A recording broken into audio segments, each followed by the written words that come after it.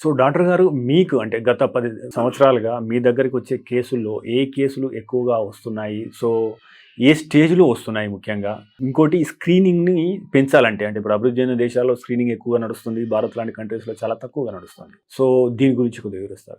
Commonest cancer ఇండియాలో breast cancer. Okay. Breast క్యాన్సర్‌కి 45 years తర్వాత ప్రతి సంవత్సరం మామోగ్రామ్ చేస్తే ఈజీగా గుర్తుపట్టొచ్చు. తర్వాత అవేర్‌నెస్ అంటే రొమ్ము గురించి చిన్న కంతి మార్పున్నా ఏమున్నా ఇమ్మీడియేట్ కలవాలి. ఇది యూజ్‌ఫుల్ అవుతుంది. ప్రాస్టేట్ క్యాన్సర్‌కి ప్రాస్టేట్ స్పెసిఫిక్ యాంటిజెన్ అనే బ్లడ్ టెస్ట్ ఉంటుంది. హ్మ్. దానివల్ల మనం ఎర్లీగా గుర్తుపట్టొచ్చు. మిగతా మిగతా వేరే క్యాన్సర్స్‌కి గర్భసంచి ముఖద్వారం క్యాన్సర్‌కి పాప్ స్మియర్ అని చేయవచ్చు.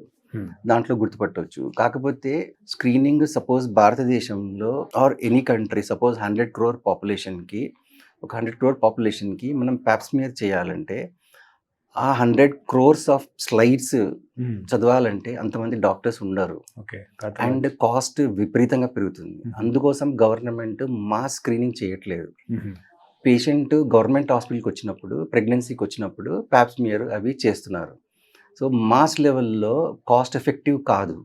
అలాగే అన్ని క్యాన్సర్స్‌కి ఇది వీలు కాదు. హుహు.